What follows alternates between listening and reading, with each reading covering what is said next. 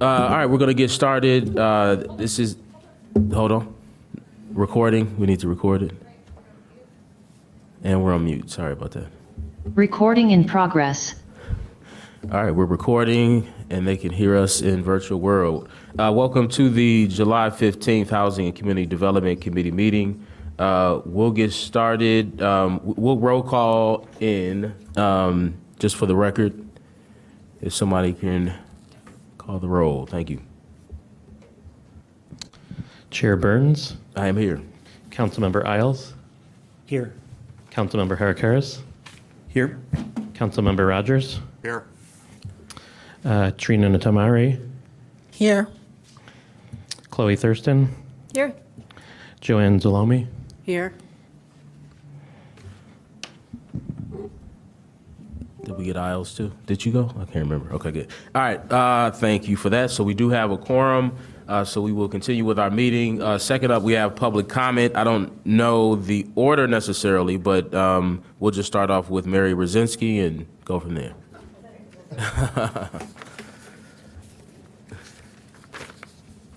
There's two different sheets, so I don't know which one came first, but we'll be all right. Thank you. Thank you.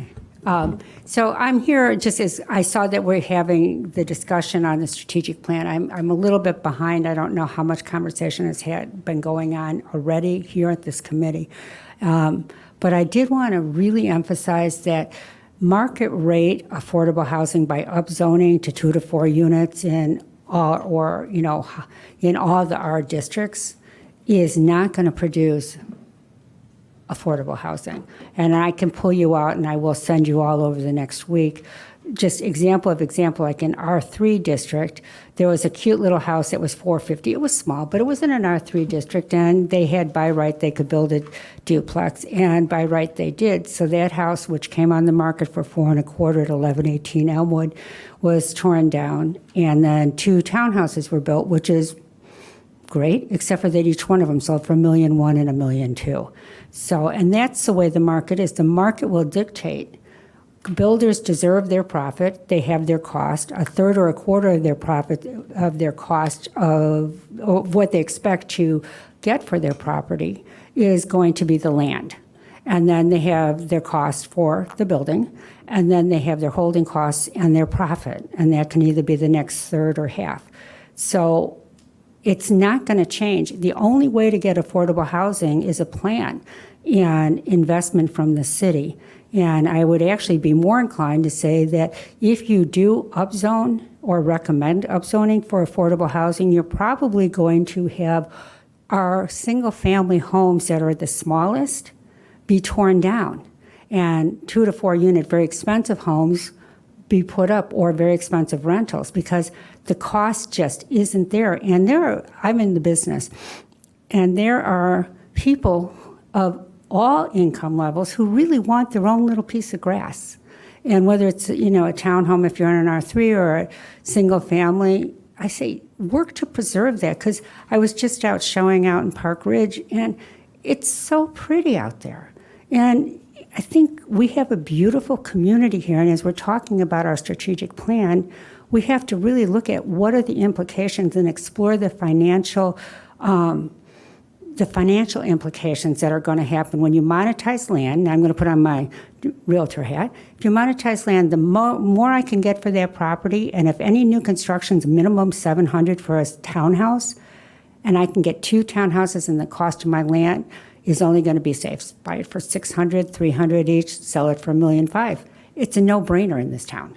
And that's what we risk doing. If we really want affordable housing, we have to think of how that's going to happen. It's not going to happen with market rate. And I do want affordable housing. I got in, and I think we should also take every non-conforming property. I'm in an R1. The only way I got into my neighborhood 2 years ago was I was able to buy a 2-flat. And the 2-flat helped me through many a time. And I think, but I can't rebuild it if it burns down. So I think what we should be talking about is permanent non-conforming use gets to stay. So if you're a 2-flat or a townhouse in an R1, keep it there. If you have 3 units and you're in R2 or R3 or R1, that's permanent. You can always rebuild on that lot. That's how we keep our diversity in housing. We have a diverse housing community, and there's ways to work with it. We don't have to fight each other. We just have to be realistic. So thank you for all this time. Thank you. Linda Damashek? And I actually did not time that, and no, I think it was fine. But if we can somebody help me out with timing the next person? Let's say, what do we usually do? Council. A maximum of 15 minutes total, that you can decide to extend. The standard is 15 minutes per committee. With Okay. a maximum of 5 minutes per person, but you usually update it based on how many people. Okay, so I think we're good. But you can keep. Yeah. Oh, Councilmember Burns, there is a timer up there. It It is kind of goofy, but I'm going to be pretty short and Just, sweet. you can start so though. You don't need to worry about we the should be timer fine. with me. Okay. Well, just to follow on with what Mary was saying, basically, upzoning is going to cause gentrification, just pure and simple. And it will reduce the affordable housing options. So, since that's the focus of your committee, this should be of great concern to you. Interestingly, Evanston has over 40% of housing being what they call, in the practitioners saying, missing middle. Well, in Evanston, it's not missing. We have a diversity of housing because housing was developed over a long period of time. And actually, the thing that we need to do is to save it. It is what's called naturally occurring affordable housing. And actually, downzoning would accomplish that goal. So there's a lot to discuss in the future, but I'm putting those out there as general, concepts that I hope you'll keep in mind. I'm interested, I don't know, I read that the strategic housing plan was started in June 2024 and paused in October 2024. So I'm interested in you guys explaining why that happened. I don't know the answer, but anyway. It's particularly important to me because I think that the creation of the strategic housing plan is foundational. Like what you guys are in charge of, I think is the most important thing for our discussion right now. Because you have to have data. You have to know what is the current situation. Not just what, you from your experience and me from my experience, whatever. You need to have a professional analysis, and that's what you're planning on doing. Basically, creating the strategic housing plan with the housing gap analysis. That's what's really key, the housing gap analysis. It's the essential starting point for talking about the comprehensive plan. That's the housing section of the comprehensive plan. You really can't talk about it until you have this finished. The data and the housing gap analysis allows you to have an informed discussion of the housing section of the comprehensive plan. Without it, it's really, it's not a valid undertaking. So I'm saying this to the members that are council members. The city comprehensive plan draft, the housing sections most specifically, should absolutely not be completed until this strategic housing plan is done. It's just foundational to having a document worthy of the future of the city of Evanston. So I say pause voting on the comprehensive plan until you guys have this foundational strategic housing plan finished. Completed, reviewed, voted on by city council. And so I'll have more to say other times. Now I just want to say, do a great job. It's so important. And to council members, don't vote on the comprehensive plan until this is finished first. Thank you. Thank you. Bonnie Wilson. Councilmember Burns, is 3 minute a good amount, or what are you? Yeah, and I learned how to operate this thing out here, so I'm keeping time up here. Okay, so you're keeping the time? Thank you. But you'll quickly learn you did learn how I'm to just operate. I'm just hitting repeat, and then it goes to 5 minutes again, repeat, and then we'll go. I won't be that long. Hi, everybody. I'm Bonnie Wilson. I just have a little deja vu recently. I just looked up some paperwork that I had at home, and I see on February 14th, 2008, I attended a meeting at the YWCA, and the name of the meeting was Evanston Housing for All, spelled the same way. And it was a meeting on affordable housing, obviously. So I haven't given up. I have the minutes, and one of the things, Betsy Lazar, overview of affordable housing needs in Evanston, says home prices are growing faster than income. The percentage of cost-burdened households is growing rapidly in Evanston, and the number of low-income households in Evanston seems to be on the rise. That was in 2008. I actually talked to my friend Jan Schakowsky today and told her that we're still working on affordable housing. She says, Bonnie, don't stop fighting. So I'm going to continue my work on affordable housing until it's done.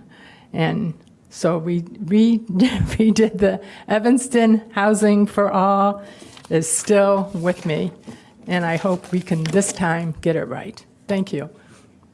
Thank you. Dominic. And did anybody else want to speak? Because I think Dominic is the last person I have on my list. So is that everybody? Okay. Hey, folks. It's been a minute since I've been here. I'll be direct. I'm going to read from this thing, so apologize for being stiff. Thank you to the council members and committee members on the dais. It's been a while since I was here. I just want to say I'm excited to see what this committee is doing, the makeup of this committee since the election. I think we've got a lot of folks who really care about housing equity and tenants' rights and such. So I want to get that out of the way. I just want to connect something we saw in the overall council goals that were discussed just this week and with what's being discussed in the subject matter of this meeting. So far, council members have made it pretty clear that housing is one of the main goal areas for policy. We laud staff and council members and other actors in city government who are highlighting that both housing affordability and anti-displacement measures need to be strongly prioritized. Now, didn't say at the beginning that my name's Dominic Vaz. I'm here representing Open Communities, a nonprofit in Evanston. So if these are our council goals, they should definitely be integrated into the strategic housing plan. I'll offer just a couple quick reminders. I just listened to a lecture from this academic named Greg Colburn. He wrote a book he co-authored a book called Homelessness is a Housing Problem. That book shows pretty empirically that homelessness is not the result of oversaturation of poverty. In fact, poorer cities tend to have actually smaller unsheltered homeless populations than richer cities. It's not the result of more mentally ill people concentrating in a particular area or a concentration of drug addiction. It's the result of a lack of housing supply, period. As the author said, homelessness thrives among affluence, not poverty. I think that's really important to remember as Evanston sort of goes forth into becoming a more and more expensive place to live. So increasing the housing supply, creating more housing choices for Evanstonians across the socioeconomic spectrum must be a goal in this plan. And of course, that is deeply connected to the comp plan. And our recommendations as an agency are similar there. That's how we stem homelessness, prevent it in the future. Finally, this is my last bit. If we are truly interested in displacement, we will need to pursue actual anti-displacement policies like Just Cause. Some of you are familiar with me being here speaking about this for a year and a half, a couple of years ago. So Just Cause prohibits arbitrary, retaliatory and discriminatory evictions and non-renewals, helping to keep people stably housed. A landlord simply cannot displace a tenant under this proposed law for nefarious reasons, even if a just cause is identified, like they're moving in a qualified member of their family or they need to substantially rehab the unit. And it's not the tenant's fault. There's a required relocation assistance payment that offers a buffer to allow that person to find housing, pay the upfront costs instead of being pushed out to other areas. Yes, so and I encourage the inclusion of both of these pillars and increase in the housing supply. especially middle and low income or deeply affordable housing, and a concurrent focus on anti-displacement policies, of which Just Cause is simply one, and there are many that we could pursue. So thank you very much. All right, that concludes public. Councilmember. Do we have one more?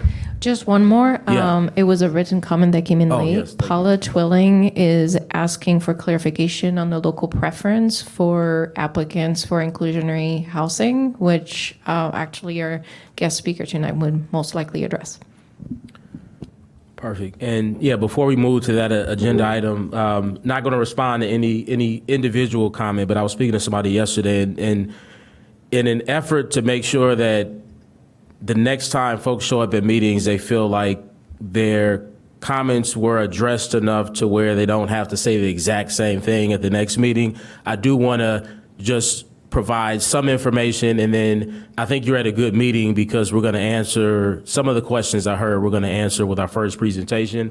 The first thing I'll say is I think everybody, certainly encourage the committee members, but committee members to review the packet, because oftentimes a lot of the answers to your questions are in the packet. Evanston is different in that I think the only thing we're required to do by state statute is post the agenda. I think actually we don't have to provide a packet. That's just something additional that the city of Evanston has done for as long as I'm aware of it. And we should see that as a benefit. It's a very useful tool for you to know what we know, right? Most of what we know, obviously, we all can do kind of individual research, but we get from the packet information that staff really puts a lot of time to work on. So please review the packet.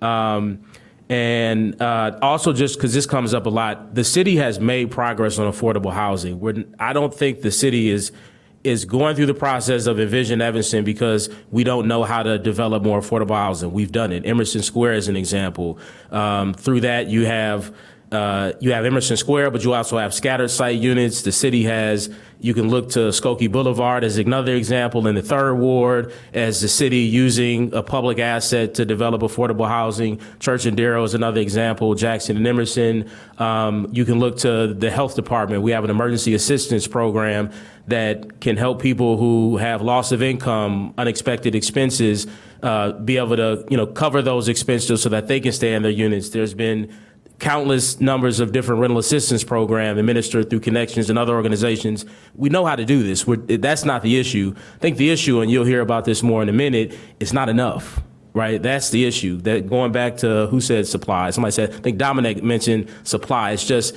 if you work at Connections, if you work at Open Communities, if you work in our housing departments and health departments, you'll quickly realize that as you're working with families and individuals to place them in affordable housing, you can't always find it. And the larger the family and the lower the income, the harder it gets. That's the problem that's one of the problems we're trying to solve through this Envision Evanston work. I just want that to be clear, because people come up and like, oh, you got to invest money. We're investing a whole bunch of money. We literally have an affordable housing fund funded by demolition tax, funded by inclusionary opt-out money, funded by, that's time on me, funded by the new Good Neighbor fund by Northwestern. So we understand we need to invest. We have made investments long before I've been here, and or any of us have been up here. We're trying to figure out how can we get more supply? How can we, expand our effort, improve our effort? I think that's why we're here. So that being said, we have, I think I don't have it in front of me because I was looking at my notes, but I think our first agenda item is an update from CBO, Community Partners for Affordable Housing, on our inclusionary housing waitlist. So thank you for being here. Councilmember Burns, we have Yes. some quick administrative stuff we have to do with the minutes. Oh, of course. So I will move approval of meeting minutes from the June 12th, 2025 Joint HCDC-SSC Committee. Second. It's been moved and seconded. Any questions, any changes, anything? Seeing none, all those in favor say aye. Aye. Any nays, any abstentions? Did you move both or just one? Okay, all right. Now I will move approval of meeting minutes of the June 17th, 2025 meeting of HCDC. I'll second. All right, it's been properly moved and seconded. Any changes? Hearing none, all those in favor say aye. Aye. Any nays, any abstentions? Okay, thank you for that, Councilman Eddie.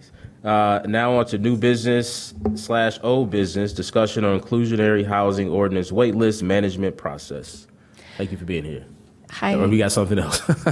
We're good. I Okay. just wanted to introduce Amy Kaufman, Thank who's you. the Vice President of Community Relation at SEPA, and who will provide some context around the ADJO waitlist. Hi, everybody. Hello. I completely endorse what Councilmember Burns just said. I mean, certainly from our perspective and the partnership that we've had with Evanston all of these years, there has been quite a bit of activity and investment in affordable housing with and without us.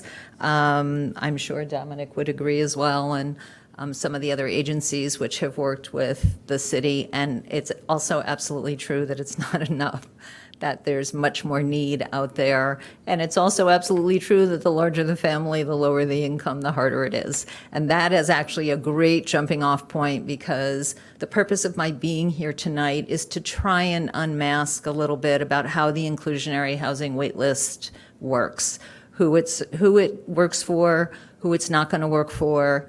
But just by explaining exactly sort of the nuts and bolts of waitlist management, for those of us who live and breathe housing, sometimes we slip into conversations that we think are perfectly clear. You may not think are perfectly clear. So please, as I'm talking, if you're not understanding or staying with me, please interrupt me, and I'll be happy to clarify and ask questions as we go. So I'm going to control my own slides tonight, I think. Okay, so what is inclusionary housing? So inclusionary housing, as you know, are affordable units in market rate developments. There are currently 84 units scattered throughout Evanston in buildings that came along sometime in the last 8 years or so that have a variety of number of units in them. They are nearly 100% occupied. I think right now of those 84 units, there are 3 new units that just came on, so we wouldn't even consider those vacancies because that's just brand new, and 1 vacant unit in addition to that. So not a lot of turnover, very successful program. It's great that there's a 90% occupancy rate, but it also highlights what the struggle is for the people who are on the waiting list, both at the same time. Also really important to note, especially for those of you on the council with your constituents, these units are not subsidized. The tenant household has to be able to pay the rent as it is set by the developer, and we're going to talk about that for a minute. In a minute. The vouchers are considered a source of income. So whether it's the tenant household uses its wages and other sources of income, or some combination of wages and a voucher, the tenant household pays the rent. There is no magical pot of money that comes in and pays part of the rent. The rent is not based on household income. Household income is one of the criteria for qualifying for the unit, but the rent is set for the unit, not for the tenant. Okay, and we do have people who call who don't understand why the rent is $1,000 a month if they only have $30,000 of income and there's a 33% ratio. Well, the reason is because it's not going to adjust based on your income. The rent is what it is for those units. Okay? Yeah, but just so I don't want people to get caught confused by that, but the rent is lower than in those units that it is in other units in the same building. Yeah, so Okay. on I this just didn't want people to get slide, confused wait, hang by on, that. one more slide, let me go. On this slide, we're going to talk about how the developer sets the rent, and it has to comply with what IDA has determined are the maximum rents for affordable units, not market rate units. Market rate units, they can do whatever they want. We are monitoring these rents to make sure they comply with what the actual limits are that are set by IDA. So all of the affordable units that exist in the program today have a rent that is lower, substantially in most cases, than their market rate partners. But for people who are seeking affordable housing, it may not seem like it's low enough. I mean, it is the rent. While SEPA works really, really closely with property managers, I really want you to understand this is a close partnership, and we do encourage a rent selection that allows them to fill their units quickly, and I'll explain why and how that works in a minute, and gives as many people an opportunity as possible. In the end, the selection of that rent, as long as it complies with the IDA limits, is up to them. So we can do and we can encourage and we can show and we can demonstrate and we can do all of that, but in the end, they get to decide what the rent is. Okay, so I'm going to go back Okay, so in order to be eligible for any of these units, the first thing that a interested household would have to do would be submit an application for the waiting list. Every single person who receives notification of an affordable available unit has to come from the waiting list. There is no walking into the property manager and skipping ahead of the list. There is no call from somebody in the city, I have a friend who needs affordable housing. The very first step, and they ask, is the same for every single person, and that is to put in an application for the waiting list. So nobody will be able to apply for an available unit unless they are on the waiting list. I'm going to skip that for a second. Okay, so I'm going to skip that for a minute too. Hang on. Okay, so if somebody applies for, puts in a pre-application, they are put on the waiting list. It's all self-reported information. It's just a one-page form. Who's in your household? How much household income do you have? Where do you work? Where do you live? And you are put on the waiting list if you meet the minimum threshold of income. The reason there's a minimum threshold is because if you put people on the waiting list who are below what they would need to rent the cheapest unit in the entire program, they're going to sit on the waiting list and have no real opportunity to actually get a unit. So there is a minimum threshold, which we just increased to $30,000 for households of 1 and 2 and $40,000 for households of 3 and more. This is the first time that we've separated the minimum for smaller households and larger households. But we were really finding there were people on the waiting list who had $30,000 of income and they needed a 3-bedroom unit. And there was just no possibility that that was going to be possible through our program. It's really better to tell people that up front, give them some additional resources and tell them to come back if anything changes, to come back and get on the waiting list. Okay, now I'm going to go back. Okay, in addition to the minimum income, there's also maximum income. These are the income limits that are also set by IDA, but they're really based on the HUD limits. And for each household, depending on the tier that the unit targets, each household has an income limit. So these are the limits, these are the maximums. So think about, you've got the minimum, we've talked about what the minimum is, now you have a maximum. So we are creating a pie. Right? There's a slice here. You have to have more than the minimum and less than the maximum. Most of the units in the Evanston program are at 60% of AMI. That is the line in the middle. There were a few at 50 and a few at 80. It's because there has been changes in the ordinances over the years, so there are different income levels.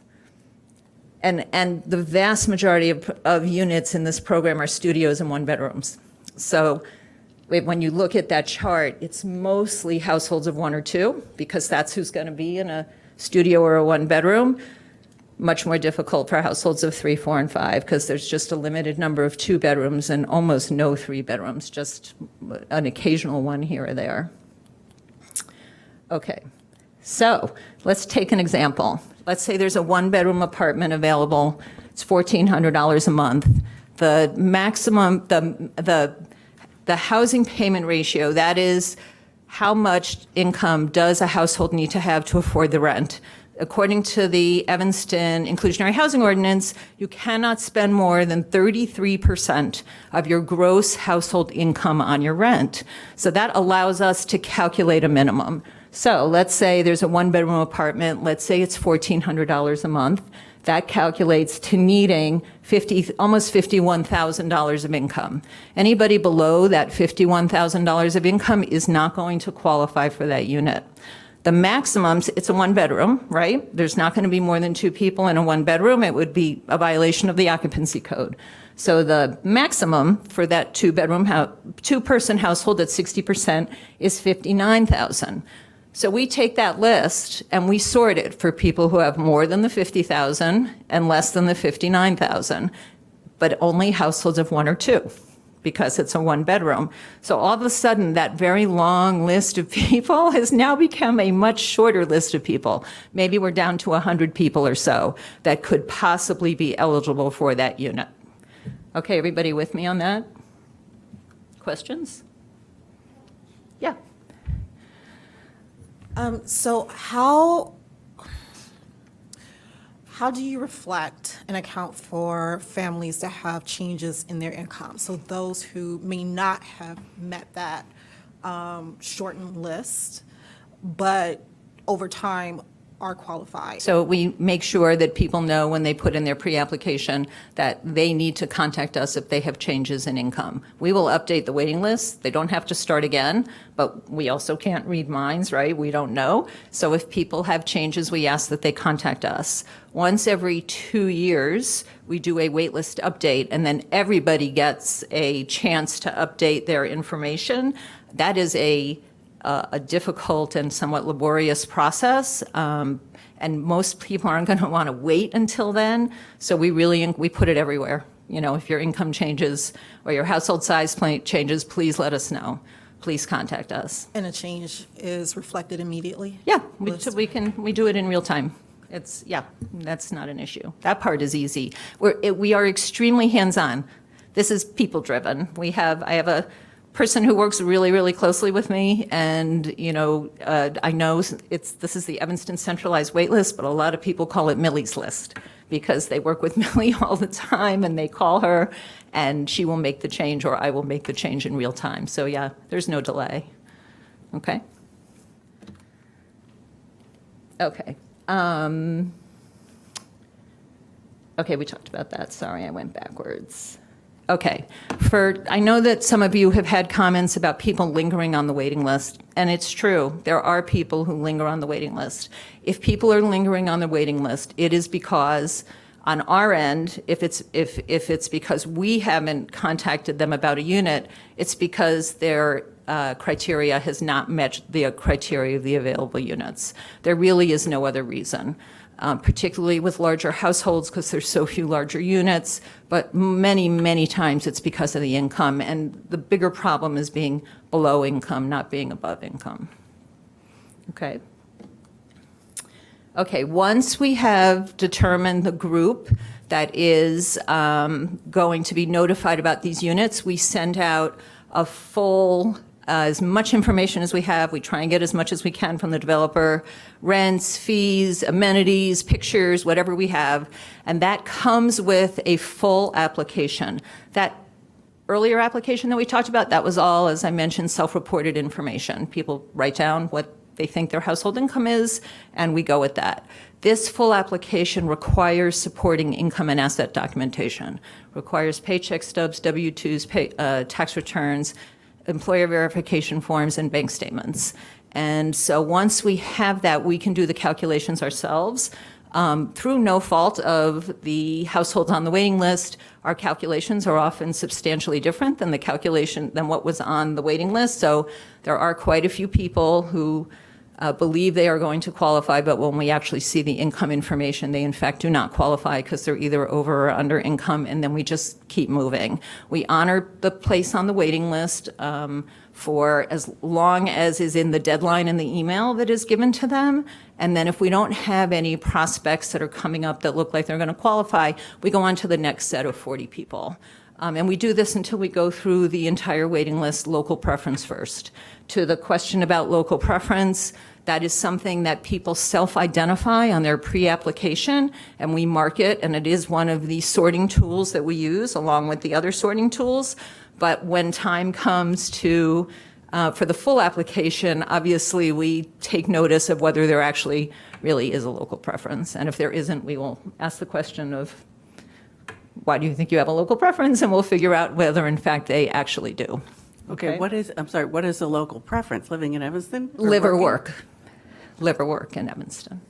And we try and honor it as much as we can, but there's a lot of reasons that people that are more than just currently living and working in Evanston are on this waiting list. There's about a third of the current list that have a local preference by their own description, and it's about a third of the current tenants that had a local preference going into the available inclusionary units. It's very close to the same proportion as on the waiting list.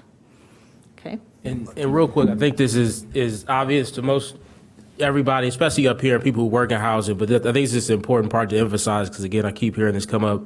What I just heard is that people who are below income are the ones that typically do not get calls back. Yep. And so what that means is, I just want to put this in context, because this is the lived experience. This is what if I'm working with somebody, this is what we're experiencing. If folks up here, if folks who work in housing, they've already tried everywhere else to find housing. They're getting on this list because they heard that the housing here is likely more affordable because it's in this program than housing that is market rate, even the naturally occurring ones. Because again, there's no subsidy on those and there's no requirement that they rent them affordably. So they're just going off of what does insurance cost, what does property tax cost, and all other costs of landlords, and basing their rent off that, which you can just look at Zillow, look at anywhere you want to. They're not renting, most people are not renting out at what you'll find in our inclusionary housing program or at any subsidized unit. So I want y'all to understand that that's what's happening. Is the waiting list is so long because they've already tried to find a solution in the market and it's failed them. They haven't been able to find something that meets their income, and so they're turning to this program hoping that they can get in one of these units. I totally, that's exactly right. And it is a frustration of inclusionary housing, but at the same time, it serves a certain part of the market and a certain part of the population. It is not a program that's going to serve everybody. And I don't know who said it tonight about all the tools in the toolbox. I totally agree with that. This is a tool. This is a great, effective tool that helps a lot of people in the community, and not everybody, particularly the ones who are very low income. There are a few social service agencies recently in the last year or so that have come forward with subsidies for some clients. So they subsidize the client. Again, it's not the unit that's being subsidized. The client comes with an additional source of income. That has actually been a great thing because that does allow us to reach some people at those lower income levels because somebody else is paying a portion of their rent for at least a couple of years. And the developers are very open to it. The property managers, we haven't had problems with them getting turned away because their rent's being paid by somebody else. That's actually one way of getting, this program helping a broader swath of people than would happen naturally. I have an additional question. Yeah. So it's regarding the local preference piece of it. For individuals who used to live in Evanston, but then may have been priced out, and now they're living elsewhere outside of Evanston, do they factor into the local preference? No. They didn't in the old ordinance. They don't in the new one either, right? No, I don't believe they do. That is a conversation that's come up in a lot of communities. It is the local preference in my mind is something that should be a very bright line. You really don't want to have a lot of judgment calls on local preference. And so I think liver work is a sort of standard measure for local preference. But and actually it's a great point because that other 2/3 that are not directly in the liver work, the vast majority of them are connected to Evanston in some way. It is not a relocation program. I can tell you that. The people who are on the Evanston waiting list and almost all of the tenants are very intentional about wanting to live in Evanston. They used to live here. Their grandparents live here. Their parents live here. Their job is here, or they're moving their job and it's going to be here. So it's not, the ones who do not squarely fit into local preference by and large have a very strong connection to the community. So. Yeah. How is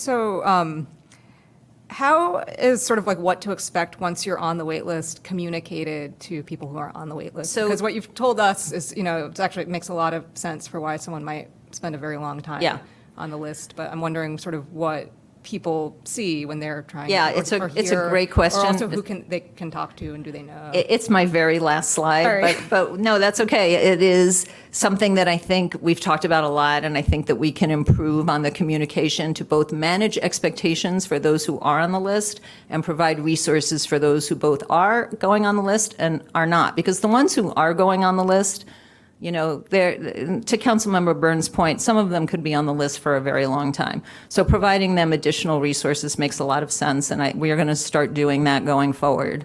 But again, housing opportunities are limited, but I really think managing expectations is becoming increasingly clear that it's something that we need to do well. When we have direct contact, when people call us and when we have, it's communicated loud and clear. It's the people who aren't calling that just we get an online application that we aren't having contact with. And there I really think in our responses, they need to be more robust. And I'm actually working on drafting those now. It's not hard. We have to beef up the response when somebody submits an application. So we really encourage people to call and to, we return all of our calls within a few days. It's not always easy, but we do. So we're not afraid of people contacting us. But, not everybody's so comfortable doing that, so. I should know this. Is there an FAQ on the website? There isn't, but there will be, both on our website, and we're just redoing our website, so there's going to be a new dedicated inclusionary housing page, including an FAQ. There's also going to be one on the city's new website. So it's something that we've actually talked about together, and it's in the works, so yes. And that's another way to communicate. So all of that will help sort of get to manage expectations. It's true across housing programs. I oversee this program. I also oversee our community land trust program. Managing expectations is really important. You really don't want to overpromise. And so we really try hard to do that. And I definitely think this is an area in this program where I pretty easily will be able to fill some of those gaps. Okay, so what happens? They're on the wait list. They're in the right income space. They're between $50,000 and $57,000. They're a household of two. What happens then? They get their application. If they submit their application, we go through all their income information, their asset information. If they qualify for the unit, we then refer them directly to the property manager. We do not do a credit check. We do not do a background check. We are basically approving them because they are in the right household income and household size category for the specific unit. The property manager, though, is going to do the background check and is going to do the credit check.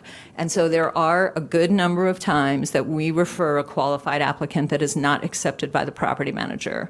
If that's the case, we leave the person on the waiting list. We try and find out why. Sometimes people do not communicate with. We don't always know why.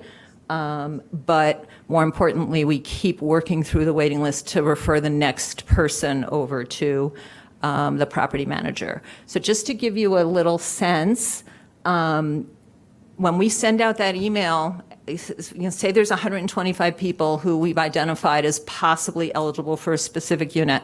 Let's say we send out that first batch of 40. We don't get an overwhelmingly high percentage response. We get a fairly small number of people responding. And if they don't respond, they just get to stay on the waiting list. That's perfectly fine. But I think it surprises people who don't do this regularly. Like, why aren't 30 of the 40 responding with an application? And the reasons are location, kids in school, being in a lease, don't like the location of the apartment, feel like you need something better. In the meantime, while you've been sitting on the waiting list, you found decent housing.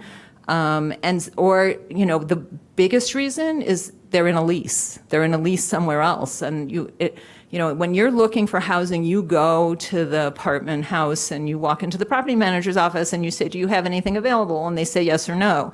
But you're driving when that move is happening. In this case, the unit's coming up first. And we're saying, hey, this unit is available, but the people on the waiting list may or may not be in a position to move. And so we get a fairly small response from the people who we reach out to about the available units. And then we try, if somebody qualifies, great, taken by the property manager, done with that one. Then when the next unit comes, we start back at the beginning of the waiting list again. You would be surprised at how deep into the waiting list we have to go sometimes to find a qualified applicant. I think the numbers I pulled out, Marion asked me to look back at the last 10 or 15 qualified tenants. I think it went from number 44 to number 613. So, this is not a situation where, hey, I'm 10th on the waiting list. I'm going to get a unit in that new building coming up down the street because I'm going to get to step up to the counter and order the unit that I want. That is not what this is, right? This is having to have the criteria that match the available unit. Councilmember Hadakatis. Yeah, I think that's really important for everyone to know because sometimes I get the impression from some comments we hear is that people who are looking for affordable housing, it's like their life is in stasis.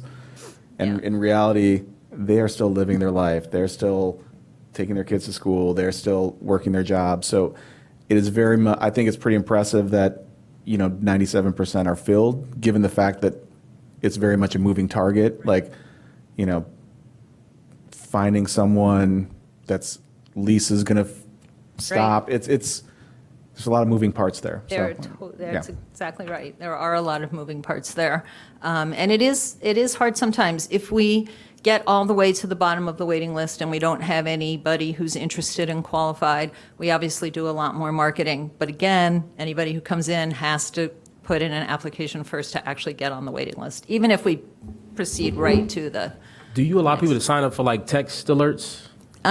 We have only done text with waitlist updates when we do it en masse. We do all of this through email. I always encourage people. I haven't always thought this, but emails are not as reliable as I think either they once were or people think. I mean, people miss a lot of emails for whatever reason, and it's probably because a lot of emails get spammed now, and if you don't know how to clean it up, you just may have a lot in your inbox and you may miss something. And so what I encourage, text, this comes from kind of my campaign background, 90-something% open rate. I mean, it's just. I don't disagree. And for something like this, I think people would sign, because typically the issue is people don't want to automatically assume somebody wants to receive text alerts, so there's always an opt-in for text alerts.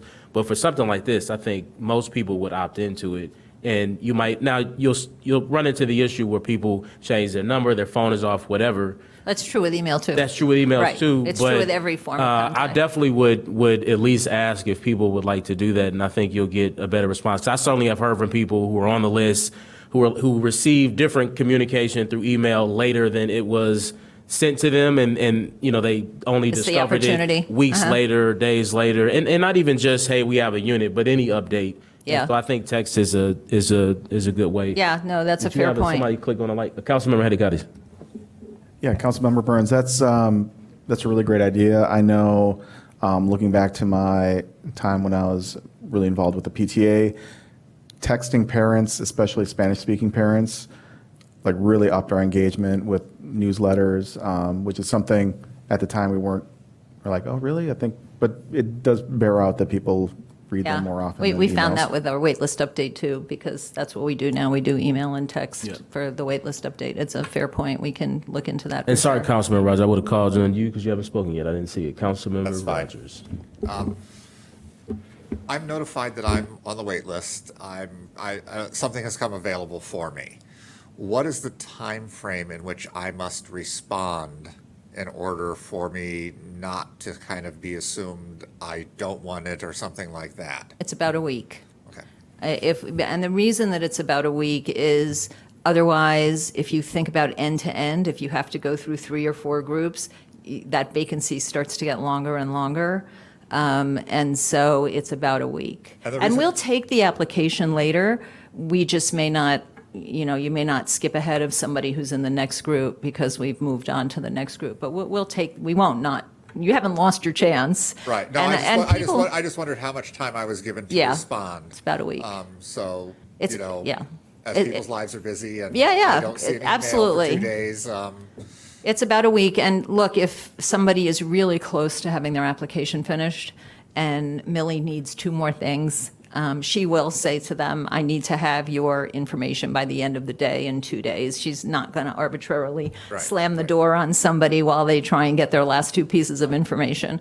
So we really try and use our common sense, but it's about a week, give or take, depending on if there's a holiday and, et cetera.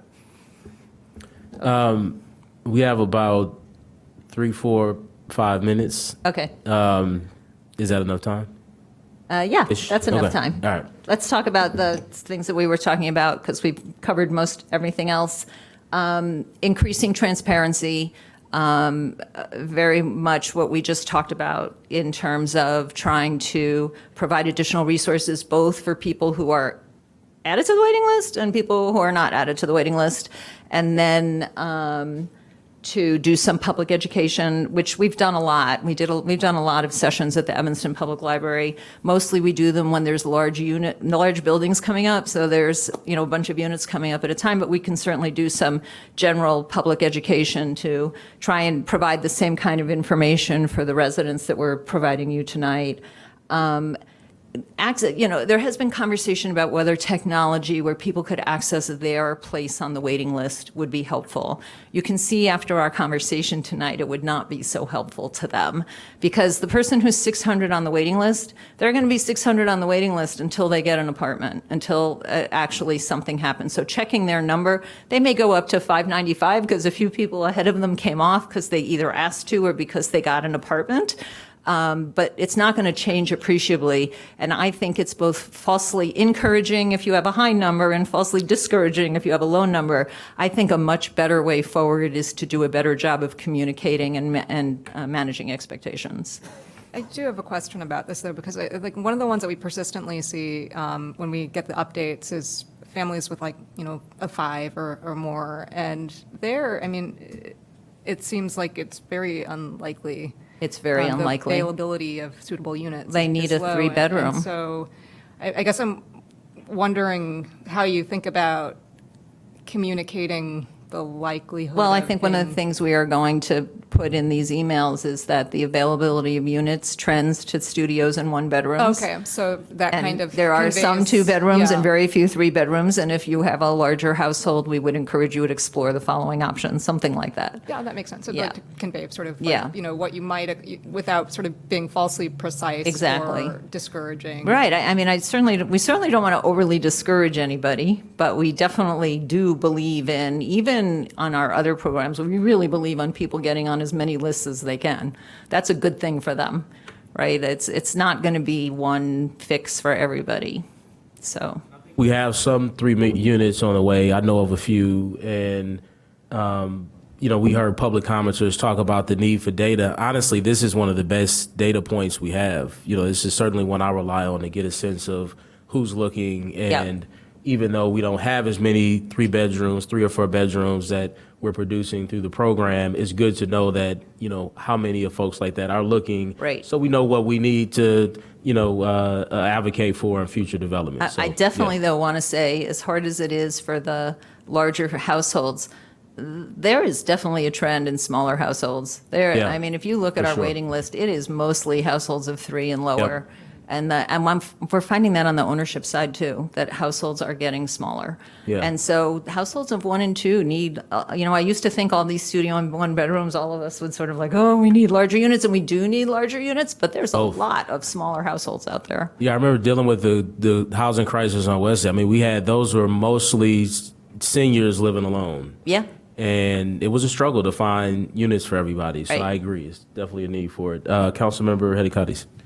And off the top of my head, right now, our list, we have 350 local people with local preference, and then Sounds it's like about right. and about like 900 Right. above and beyond that, right? No, 900 Oh, total. total, It's okay. about a third that are local preference. It's about 900 total, although when we finished the wait list update, it might have come down a little bit. Okay. And that's something I know, like last year in this committee, when we were talking about goals, like ideally, we have 4 years, like getting to 0. That's like your ultimate goal is to not have anyone on the list. Other thing I know, and we don't have the press here, but this is hopefully there are people online watching, and this will be recorded. Just wanted to share. I spoke with a property manager who has property in Chicago and property in Evanston, and I asked him about inclusionary housing, and he said that you all do a great job managing the list. Oh, It that's looks nice. like way more efficient process here in Evanston. So I think that the numbers bear that out, that don't really have anything sitting around empty, which I know is not the case for all Yeah. affordable units Yeah. across the country. So just thanks for doing your work on that. So Well, thank you guys for did a good sharing job. that. That's really nice. Truly, we really do work hard at those relationships with the property managers. We really try and approach it as a team, while at the same time, we really call them out when we get feedback that seems like it needs some attention, we do not hesitate. I do not hesitate to pick up the phone and ask what's going on or why the rent increase was so high. And many of the property managers are very open to having a reasonable conversation. Not all, but very many. And just as we work hard at our partnership with you all and with the households and residents of Evanston, we work hard at our relationships with the property managers too, completely supported by your outstanding team here. It's really a team effort.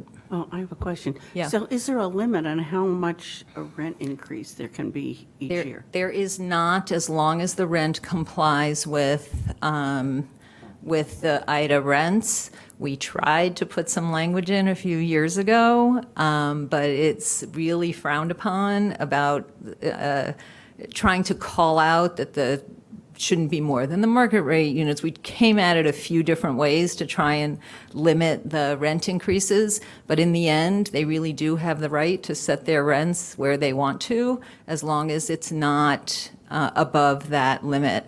One of the things that came up in another community today, oddly enough, is that a woman and her son who've been living in a unit where she requested really modest rent increases for the last couple of years, and to accommodate her, the property manager really kept her rent increases to a minimum. Well, now they want to catch up, and they're really within their rights to do that, and that rent complies, and she's facing a large increase. So there's a balance between, you really don't want to, people do need to expect that their rent is going to go up. It is part of long-term success in stable housing. But at the same time, if it's more than a 10 or 15% increase, we will hop on the phone with the property manager and see if there's something that they can do. But there's no limit. Councilmember Rogers. Yeah, I have a question because I think we're kind of coming to the wrap up on this. And I'm sorry to take you back to the very beginning of your program. So you had mentioned the 84 units. Where are those located? They're in, everything from Albion to Avador to the Scholar across the street here to a little building on Noyes, 2211 Maple. They're all over the city. And wherever there's been multifamily development in the last 8 years or so. Do those include the Ann Rainey buildings? The Ann Rainey building is that part of that? No. Okay, so I just wanted to make sure because that is a large building, and I was like, we surely have more than that. Right. The 84 units are only the units that are part of this program. The Ann Rainey building is affordable housing, but it's not inclusionary housing. Okay. So there's market rate a lot. developments, right? It's like affordable units in market rate Exactly. developments. Right. Yeah. That's what I wanted to clarify, so that. Right. And for the record, mostly for the audience, that essentially we're talking about units that are affordable based on the ordinance and a requirement by the city of Evanston in new development.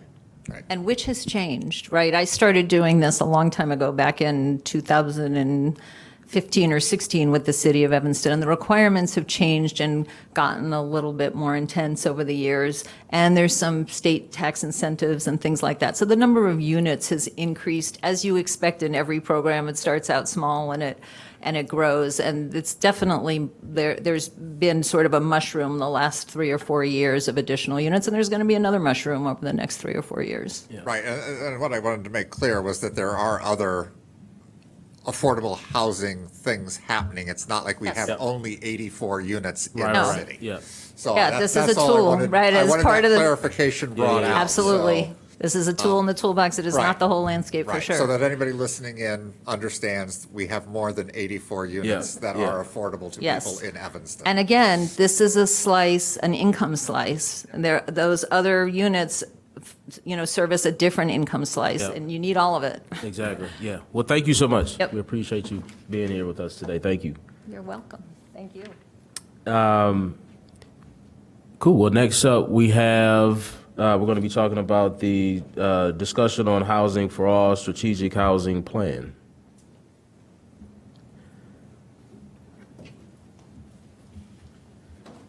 Good evening, Chair Burns, council members, committee members. We're going to take a little bit of a shift from the details of a specific program that relates to 84 units currently, and only one component of that program focused on the wait list, and zoom way out and start talking about return to the strategic housing plan and how beyond one tool, talking strategically about more tools and prioritization over the next 10 years so we can do more for housing and continue on that path. So I have let's see if the clicker works. Great. These are the 6 items that I'd like to touch on tonight. I can talk through it all, and then we can do questions. You can do questions after each section. You can interrupt. Feel free, however you'd like to approach it. I would say for this one, because this is probably going to be a lot of information, let's start to get through as much as we can. And then if it feels like there's some space for a few questions, then I'll open it up for questions. But I think staff has some really good information to present. Also there were some things I wanted to add to it. I wanted us to take a little step back to understand so we can all get on the same page about the scope of this work, because I think there's still an opportunity to make some slight modifications in scope and outcomes. But there's probably a decent amount of information here. So let's hold questions for now, and then maybe after we get through 3 sections, we can open it up or something like that. But let's see how we do with time first. Sounds good. And that's only in an effort to get y'all out of here in an hour, if we can. All right. That works. So I want to touch on what is Housing for All? What is this plan?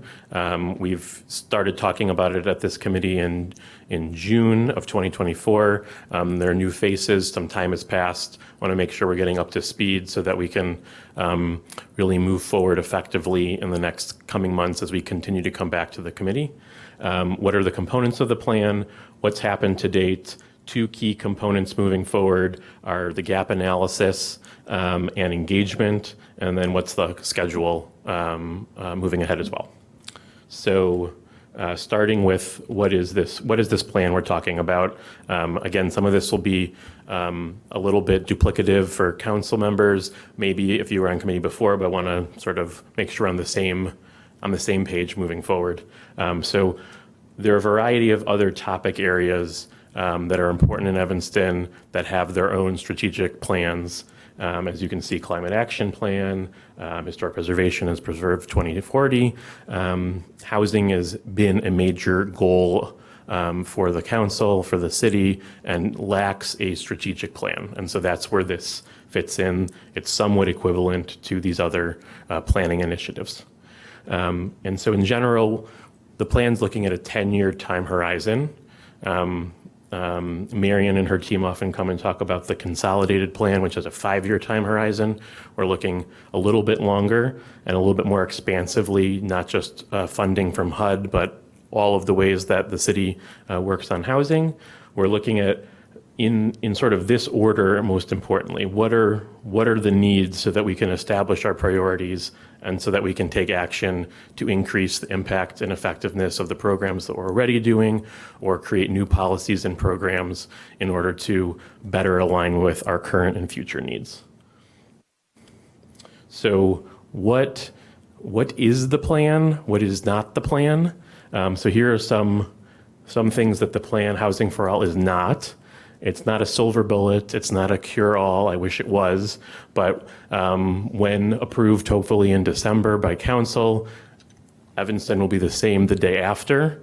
It won't be, there's a new housing development the day after, or there's new housing for folks immediately.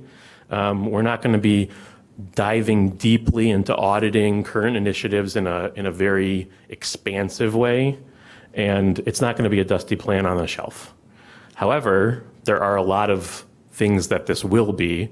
It will be a North Star. It will help align with other plans and with city and council goals. Hopefully, it will help us access funding, having this plan put together.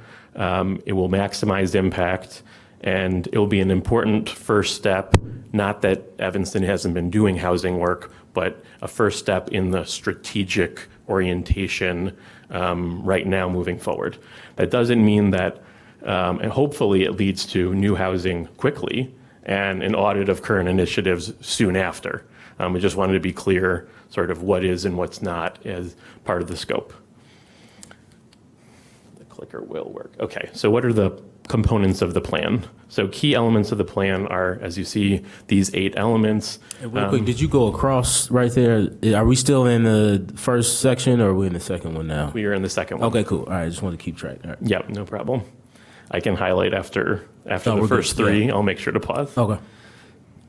So 8 main components: executive summary, introduction, looking at needs, needs helping to lead to objectives, which lead to SMART goals, implementation, probably the most important part, oversight, and an appendix mainly referenced here because there's a lot of interesting input and information that will go into this, and the plan will be cumbersome if it's all over the place. And so if it's focused, we still want to recognize a lot of the work, but put it in a sort of its appropriate spot.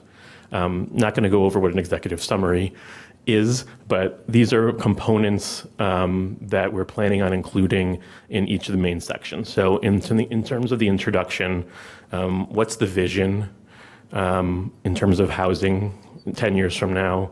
Looking backwards somewhat briefly at history and context. They're very important, and it's been looked at pretty extensively. We're not writing a treatise looking backwards. This is really forward-looking, but it's important to ground ourselves.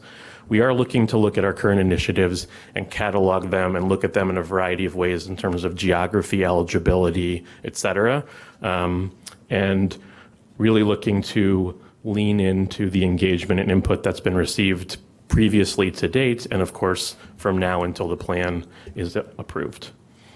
In terms of needs, one way of looking at it is what, who, where, and when. What are the housing types? What are the types of households? Are there geographic differences? And are there changes over time previously that we can see already? And are there projections moving ahead? Sort of Amy was mentioning a trend towards smaller households. Are there other elements that will help us address our housing needs accordingly? In terms of objectives, I wanted to share, this is clearly a key area, wanted to share sort of best thinking based on past work. We shared a draft framework in the fall of 2024 that was relatively similar to this, but based on community input, staff conversation, et cetera, we've modified this a little bit. And as of right now, have 4 main objective areas. Protection, which is anti-displacement, falls into that category.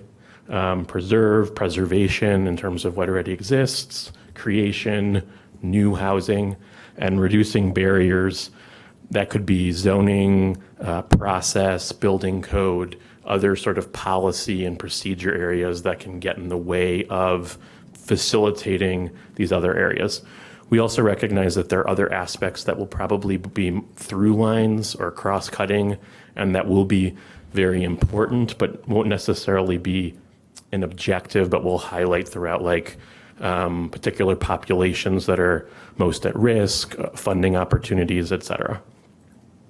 And like I said, this is definitely subject to change, but based on a lot of past input, et cetera, that's where we're at right now, and look forward to hearing more from you as we move forward with the draft plan, et cetera. Next 2 sections are SMART goals and implementation. And so just as a reminder, SMART goals are specific, measurable, achievable, relevant, and time-bound. And just wanted to give an example of what we might look at. So if we're looking at protecting that area, we may look at having a specific number of cost-burdened renter households in 10 years. Obviously, we'd like that number to be 0, but whatever the number is that we're pulling from our data right now, and we want to make an aggressive yet reachable number and a reduction, what is that number? That would be an example of one SMART goal that could come out of this process. We have more analysis that's being done on the needs side, so we don't have those laid out. We want to make sure we have a really good sense of what the needs are, then the objectives, and then those SMART goals. We're looking at implementation in sort of 3 categories: short-term, medium-term, and long-term over those periods. And, because this is a 10-year plan, the short-term goals are really important to get started on quickly. As much as I mentioned previously, when the plan's passed, nothing will change. What will change is that we're in implementation mode that next day, and that those elements are really important. In terms of oversight, it's really important that we update the data that we have on a regular basis, whether that's census data or data from our programs. For example, our inclusionary housing data to see how the waitlist is changing, et cetera. Are there any pivots we need to make? We'll talk about the gap analysis a little bit more coming up, but part of the work with our consultant is they're going to be building a tool for us so that we can do the work that they've done this time around ourselves, so that we don't have to basically pay a consultant to do this regularly. We can just update the data more frequently.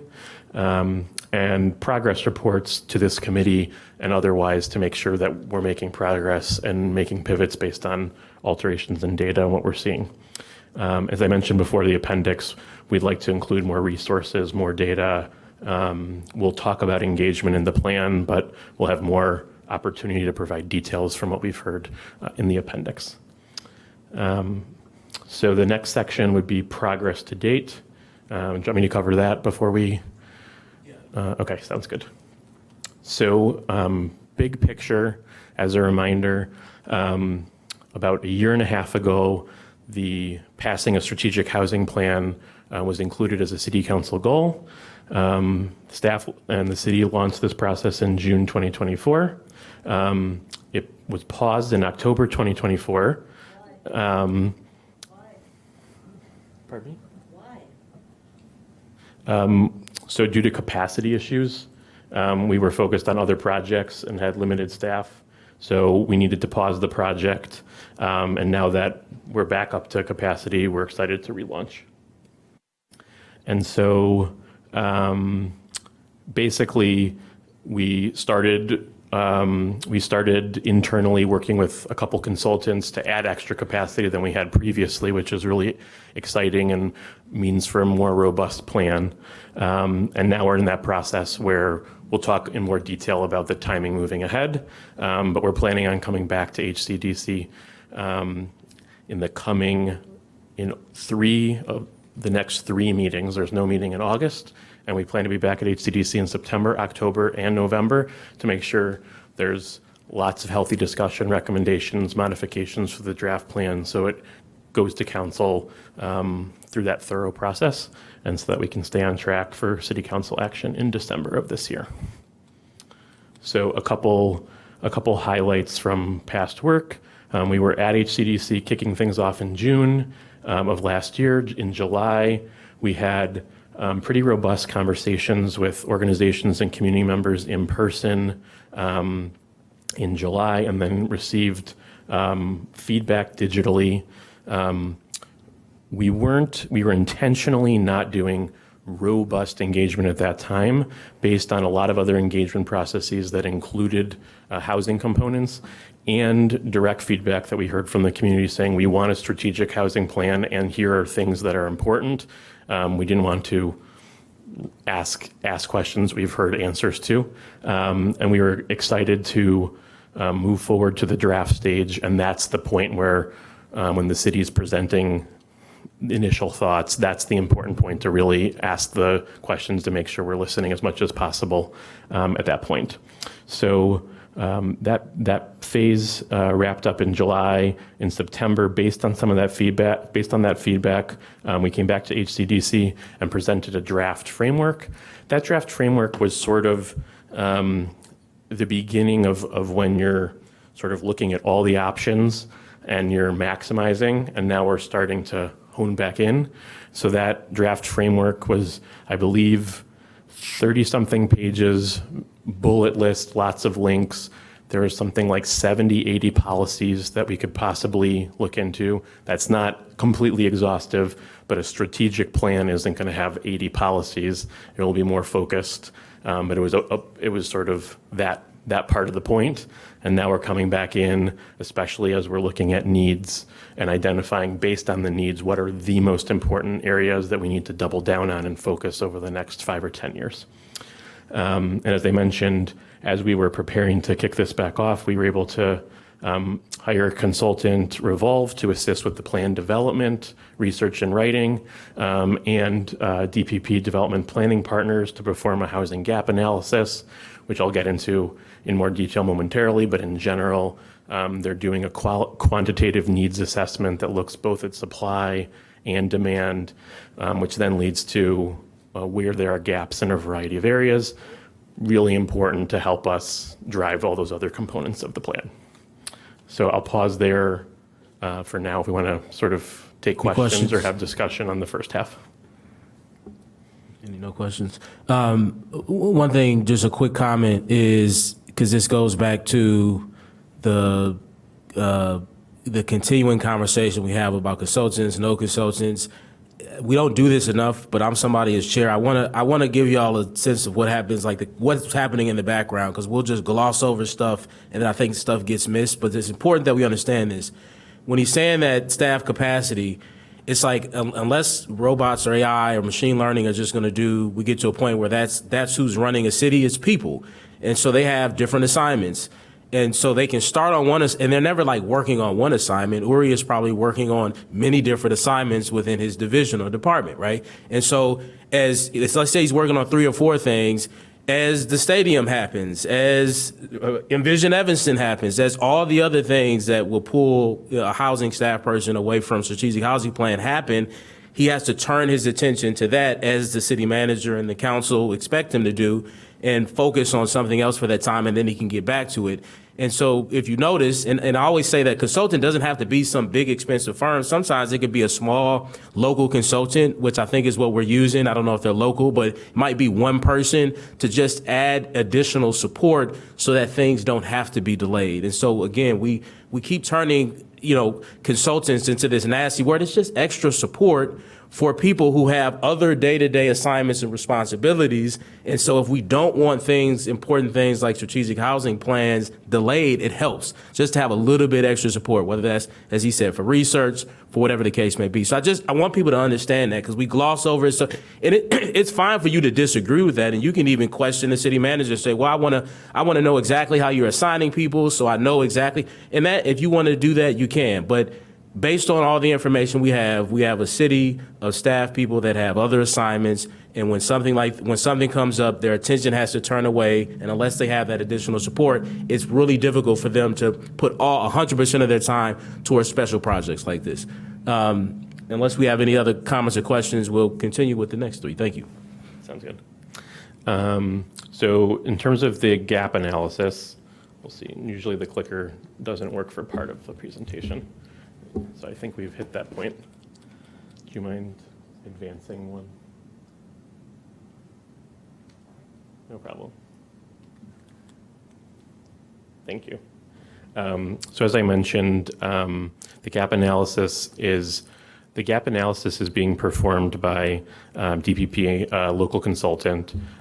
That is an independent analysis. The city has helped craft the scope of the report, but the work that they're doing is independent. This is the type of work that they do. They work on market analysis, on these types of models, needs assessments, specifically around housing.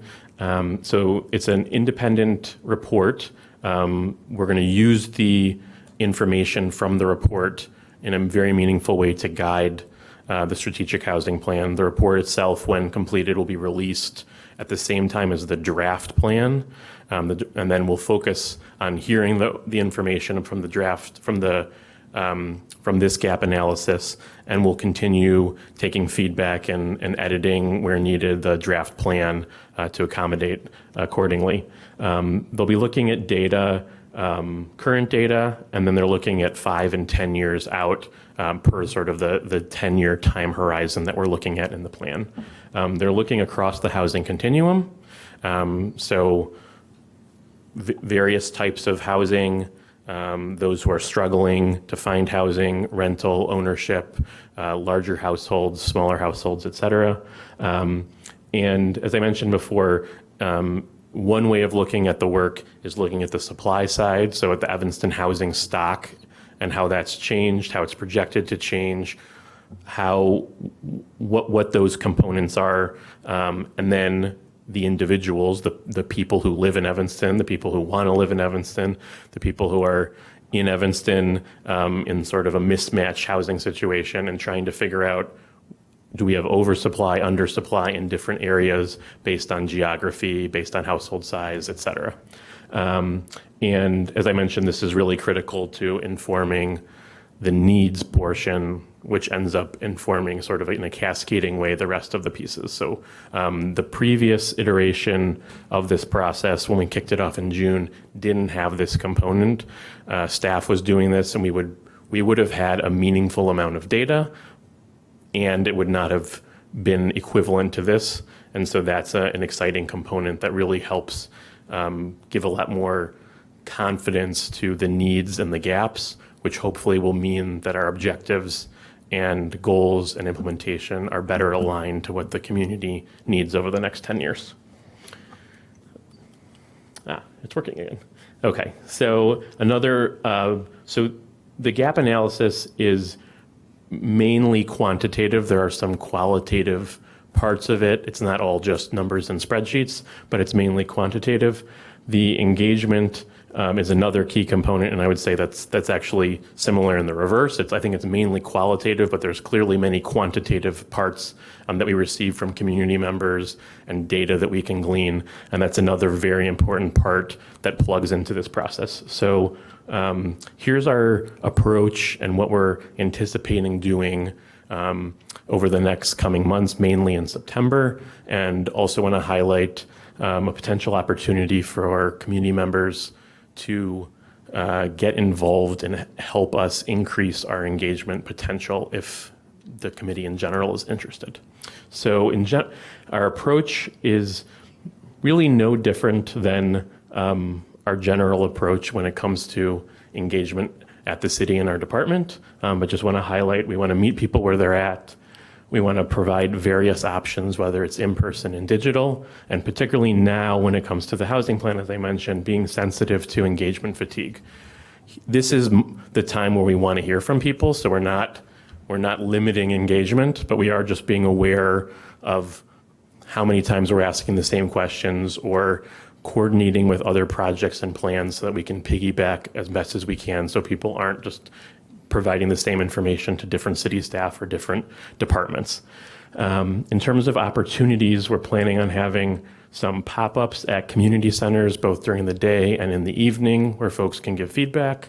We're looking at having a digital feedback form, virtual chat with organizations, probably like more during lunch hour or during working times when folks in their professional capacity would participate.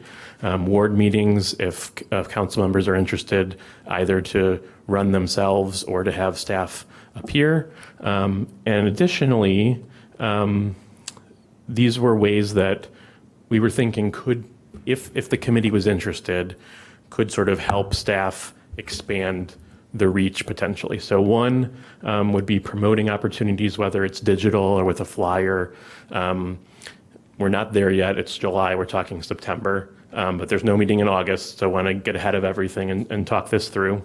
So digitally would just be passing on information that we'd be passing on to the community, but to your network, social media, email, et cetera, or potentially via flyer with a QR code where more people are seeing it because you're posting it at your neighborhood coffee shop and we're not able to get to every single one. Another opportunity could be soliciting feedback from other BCCs. This is housed in HCDC. This is where the process is going to happen, and there may be other boards, committees, and commissions that are interested in giving feedback. There could be opportunities to help expand staff's reach and be able to go to another committee or even just communicate and encourage them to provide feedback on the record so that we can incorporate that in the plan. Also potentially staffing community center pop-ups. We'll have X number, and if there are more people and more capacity, we may be able to have more and more places and reach more people. As I mentioned, because there's no meeting in August, it was something that we would coordinate and communicate in between, because in the meeting in September, as we'll get to, we're planning on bringing the draft plan, and engagement will already be underway. We won't be planning on your potential involvement, then it'll be too late. So if there's an interest for, I don't know if there needs to be a motion or anything, but just sort of an understanding that there's interest from the group, or that sounds great, staff can take care of it, we will have robust engagement regardless, and you can focus on your responsibilities here. That's fine too. Whatever direction, though, that's clear will be helpful so that we can coordinate accordingly. And then lastly, the schedule. So as I've mainly laid this out previously as we've been talking, but here we're planning on releasing the draft plan with the gap analysis in September, with engagement opportunities and a discussion here at HCDC. Coming back in October, we'll have summarized the feedback that we've heard in September, and whether that's from this committee, from other BCCs, from all the other engagement opportunities, looking for specific feedback from HCDC so that in November we can come back with the same draft plan, but with accompanying recommendations and modifications that can be approved at your discretion to move towards council. And then in December, City Council would look at the plan to accept and place on file. So if there's any other questions, these are the four main areas that we were anticipating questions, but happy to answer questions on any and all related topics. I don't know I think Trina, you were first. And could you tell me your last name again? You told me what's. Sure. In Tamara. In Tamara? Mm-hmm. Okay, because I want to. Sorry for mispronouncing it earlier. Okay, perfect. You have the floor. Thank you. Thank you. So my question is around engagement, because there is a theme that I continue to hear across a lot of different initiatives, that there are some voices that are heard and others that are not. And I'm just thinking when it comes to housing, there are a lot of voices that may feel that they may not get heard, regardless of how they engage. And so my question is around, when you say meet them where they are you looking to also partner, or is this part of the plan, being at establishments where there's a diverse group of individuals? And by individuals, I mean like families, all different types of sizes, different types of demographics. As an example, schools, school events throughout the school year, grocery stores, because everyone has to shop for food, and things like that, in order to try to get the voice of everyone who may not be involved in spaces like this. Sure, yeah, good question. In general, we will be looking to do that approach, and we have the capacity that we have. And we will expand on that with partnerships, with not formal partnerships, but with community organizations and interested housing groups that we reach out to encourage them to sort of, in a similar way that I was talking before, to cross-promote. And so the sort of drop-in hours or pop-up events at community centers is an example of trying to meet people where they're at. It functionally could end up being a community center and at a grocery. It's not, from a capacity standpoint, it won't be at the school and a grocery and all the community centers. It's just, that's not going to happen. Mm-hmm. But that is the way we're thinking, is trying to make sure, when are people working, when are people available, where are people going on their own terms. They're not coming to us for a special thing. They don't even know that it's happening. We're sort of intercepting them, or they do know it's happening, but they're already going because it's the library, and they go to the library for children's story time or whatever. That's sort of the general approach. If you have specific, I know you gave some already, and we'll take notes of those. If you have any other specific recommendations of organizations or locations or sort of approaches that might be helpful, we're all ears and happy to do as much as we can within the time and capacity that we have. Thank you. Yeah. Member Zalami. Yeah, I was just wondering, I assume you're going to be using an estimate of Evanston's population in 5 and 10 years? Or will that be part of it? Yeah, that's a component. Yeah. And then on this gap analysis, will that look into condition, I know, of properties? Because we know that, there's a varying degree of upkeep by homeowners and and landlords and everything in town. So will Yeah. they be looking at that at all? That's a good question. To the extent that they're able to do that at scale, and so I think, I know that's on the radar as something that they're looking at. I'm not positive that they'll be able to make it into this analysis. They're not doing individual field work, and they're definitely not going into homes. And so it's only sort of at the level that there's data available in general. I know that they are looking at sort of like Class A, Class B, Class C properties. That's a way of sort of looking at cost and upkeep, and it's a broad generalization and doesn't speak to like individual housing issues, but that is something that's generally on the radar. Councilmember Hadakatis.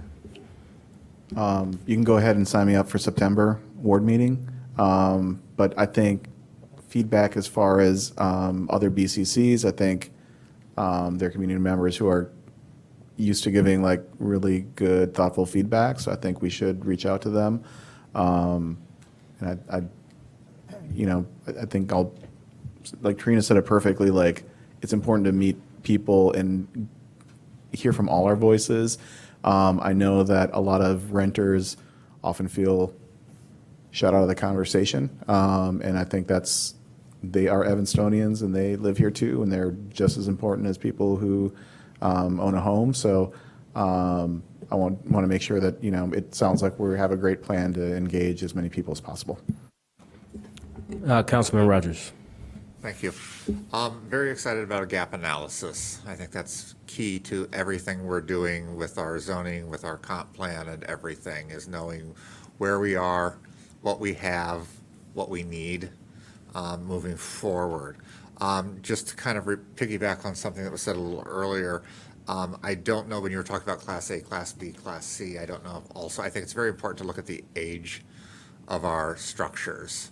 Because that's very indicative of many underlying problems.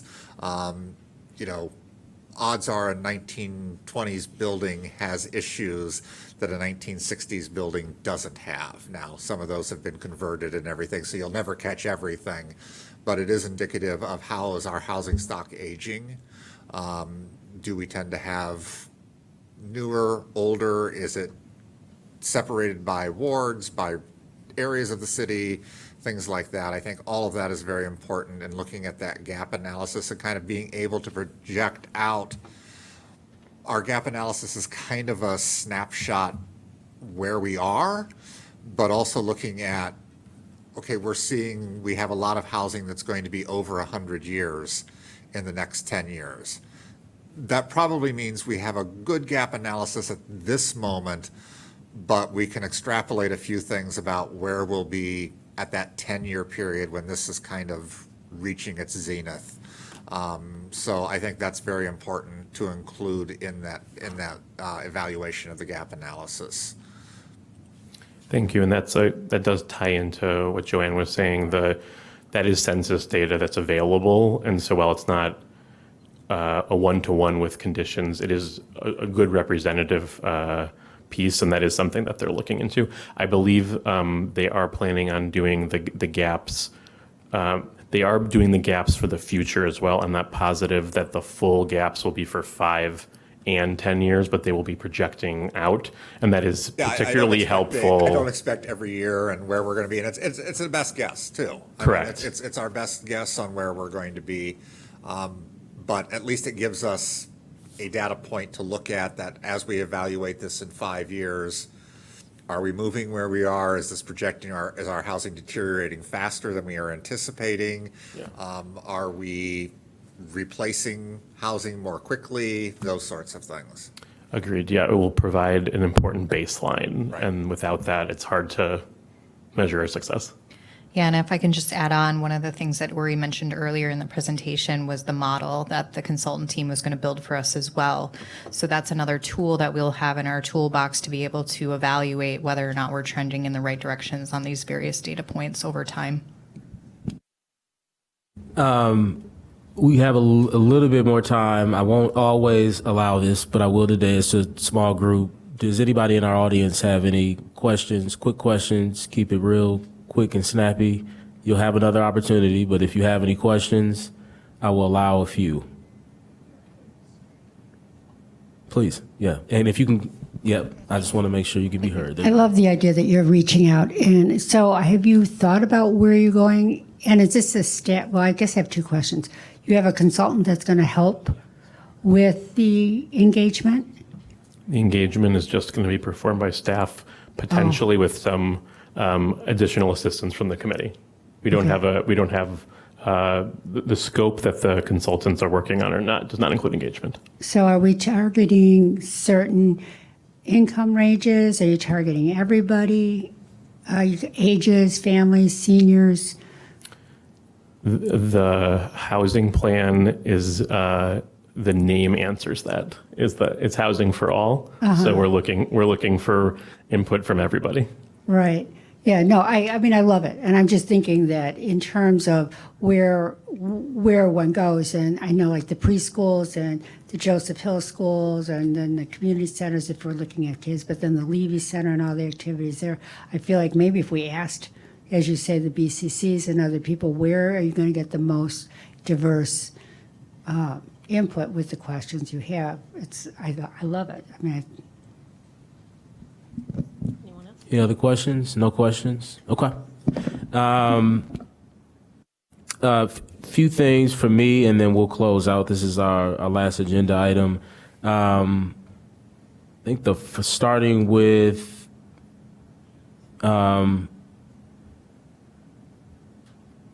could you go back to I think it was might have been the first slide you showed or page you showed that had like what this is and what it's not? The green and red one? Yeah, I think that was the one. Here we go.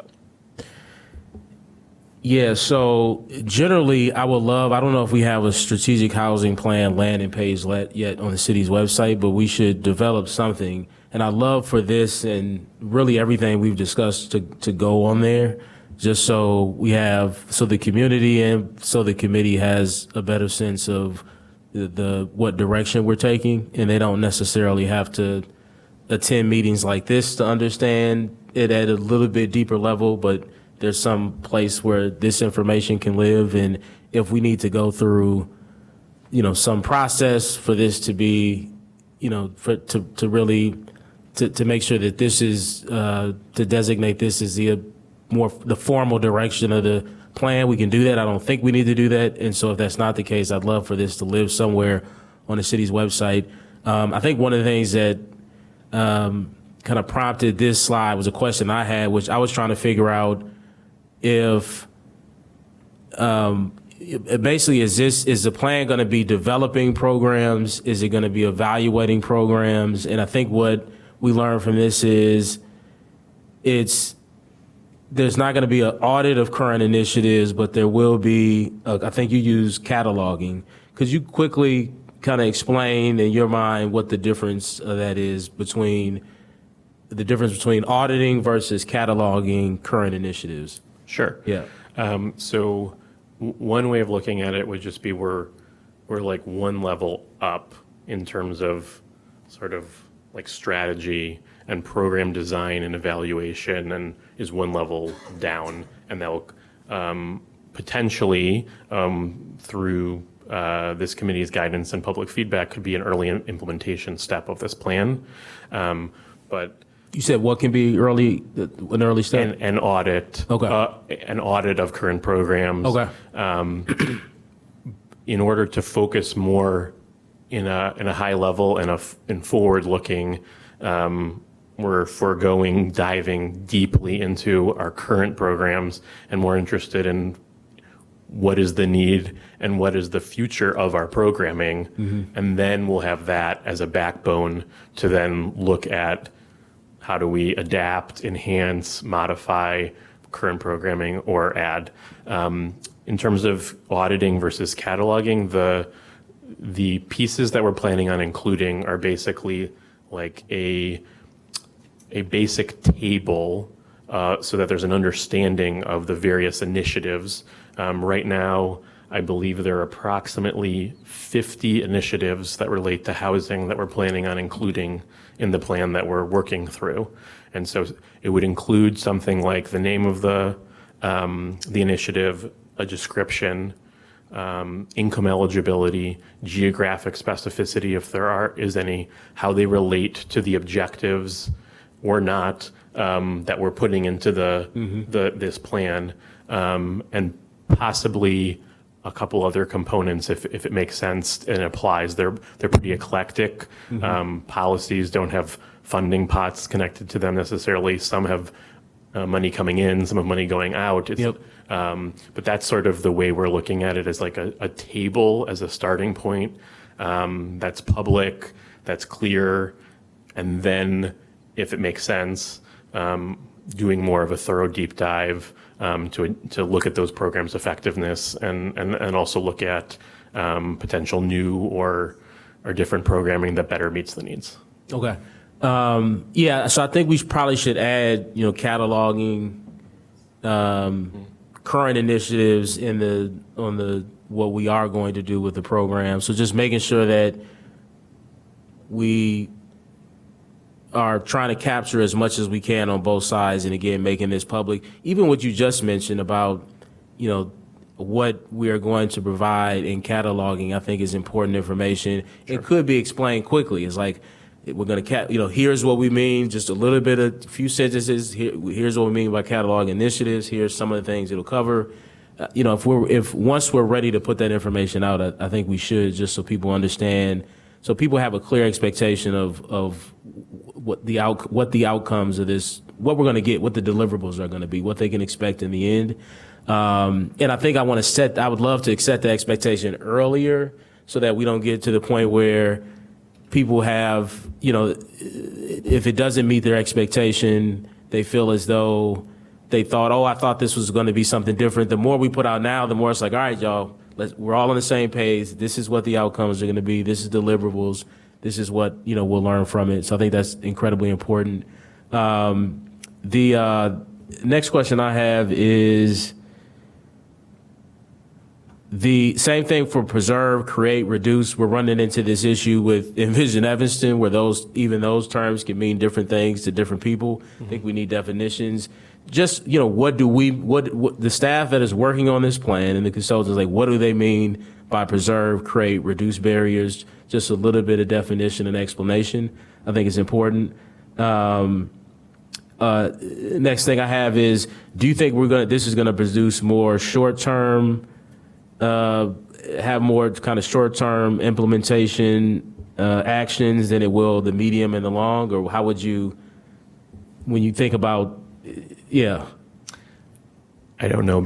I don't know because the gap analysis is so important. We'll know then, yeah. Okay. And, going to the gaps analysis, could you talk a little bit about like what data they're going to be using to arrive at the different conclusions? Sure. So there's a variety of data sources that they're using, but on the supply side, there's housing data. There's housing data and population data from the census. There's MLS data, which speaks to the for sale market. There's CoStar data, which is a data source for the rental market. Those are three key areas. There's also other tools and sources that they will use on the affordable side. I forget the specific ones that are used. Most of them are related to the Illinois Housing and Development Authority has some data, and then HUD as well, that tracks various types of affordable properties. Some data also comes from the city in terms of like inclusionary housing units and waitlist, or building permits. That's something they were accessing from the census, and they turned to us because they wanted better and more up-to-date information, and we were able to provide that. So that's sort of on the supply side. On the demand side, that's much more generally census data in terms of incomes and household size, et cetera. But I believe there are other sources that they potentially use. Afterwards, it's mainly merging, analyzing, and using that data. There really isn't any other data inputs that come through there, but those are sort of the big areas that they'll be using. Okay. And you mentioned the appendix. All of that will be listed out. Any data they use will be in the appendix, or how should we think about what's going to live there? Sure, good question. So what you should anticipate is 2 documents, and they're very related but very different. And so DPP, the consultant, will be producing the gap analysis. They're the third party that's producing it. The scope has been agreed upon by the city to further the strategic housing plan, but they're pulling the data, doing the analysis, and providing that third party perspective.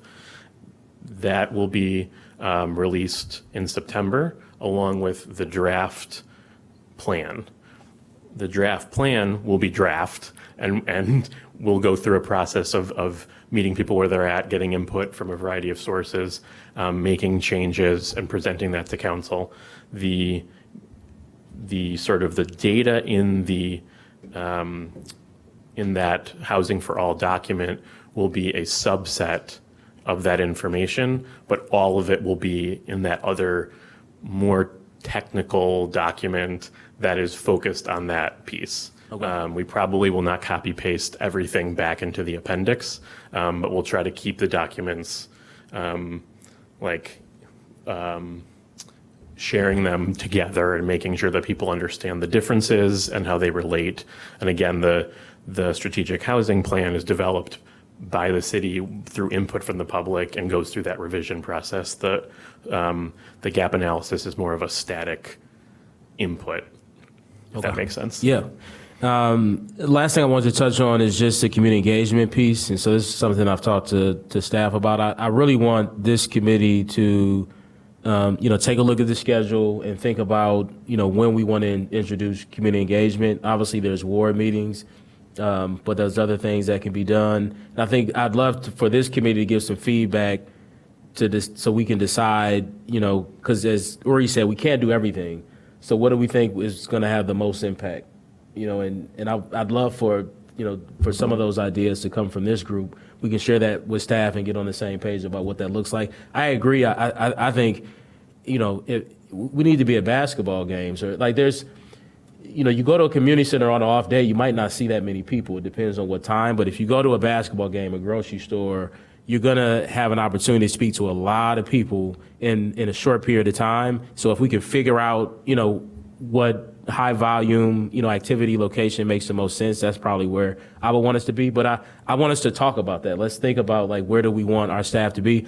Also, and this is something that came up, we can also volunteer. We've done this with the NWDB committee where we've planned events and helped engage the community ourselves. And so if there's anybody interested in joining one of these outreach events, I'm certainly willing to do that. That'll help, us to be able to reach more people, even outside of ward meetings and some of the other meetings that we have scheduled. So we'll talk more about this. I think at the next meeting, I really want to focus on at least a part of our meeting on kind of solidifying a community engagement plan. And if we need to do that before, and I guess that's another question, is when do you see that happening? Was that September? Is that September? Yeah, we anticipate engagement happening in September, which is when the next meeting is, and likely taking place in advance, not ending, but starting in September. starting before the next meeting. Before the next meeting, And then okay. running through the end of September. Okay. So we don't necessarily need all the direction and ideas coming out of this meeting if there's communication that can take place outside of the meeting, but we can't wait till the next meeting Yeah, because it will no, already that's be helpful. in progress. And it actually gets to the other point is, and we'll talk about a lot of this, we'll have to, because we only meet once a month in between meetings, but one, yes, please send your ideas in so that, so that they can use that to at least determine what they're going to do early September. But also, I want us to think about whether or not we want to schedule any special meetings. So it's something that committees don't do often, but we can hold meetings outside of regularly scheduled meetings. And so if it's important to get other dates on our calendar in order to provide more feedback, timely feedback for the strategic housing plan, that's something we can do. I'm not saying we need to do it, but put some thought into that, and then I'll bring that back up at future meetings. So again, let's give feedback on community engagement. Let's think about if we want to introduce special meetings at any point. And I think at the end of every meeting, I just want to make sure that people have all the information they need for the next meeting or in between meetings. I think what I heard is are we going to understand the conditions of different units around the city? I think that came from you, members Zalomi. If you can, was that the question? Yeah, right. I mean, I know whether they'll be looking at, the city has started rental inspections again, whether they'll look at that or just the inspection department with, when they find out about a home that has issues, or whatever. So, because you're not going to go in every house, in every apartment and stuff, but. So if we get a response by the next meeting on that, and then I think also the age of the housing stock is something that Councilmember Rogers brought up, and it may not be an easy way to do any of this, but let's at least get a response at the next meeting that we've talked to the consultants, we've looked into it, and this is what we think we can kind of reasonably incorporate into the plan. Also heard from Member Natammer that you want to make sure we can kind of reach voices that would not necessarily participate in these forums, and maybe even at our ward meetings and make a public comment. I think we've talked a lot about that today, but we'll follow up with you on that as well. Does anybody else need anything else, or are we good? I think we're good. Okay. I just wanted to add, Yeah, please. not that anyone on the committee needs like formal training, but if anyone was to volunteer to help expand our engagement, let's say at a grocery store or something like that, we would be happy to. You would not be just on your own. We would provide the materials that we were doing, and happy to meet with you so you're in a position to succeed. And it's essential that any of the engagement you're doing was counted equally amongst everything else and brought back and incorporated. So we would want to make sure that would be the case. Perfect. Just quickly, one Yeah, thing please. we've talked about as well, I know for council members, you're on multiple boards, commissions, committees that are here at the city. We also can put together kind of a toolkit for you to then present and champion this at your various boards, commissions, committees, and encourage them to submit in the timelines that are necessary to make sure that the feedback is properly incorporated into the plan. So September is really a critical month for initial feedback, and by October, you all are going to be, weighing all that feedback from various parties and, engagement events that have occurred in September. So this is all going to start to happen relatively quickly.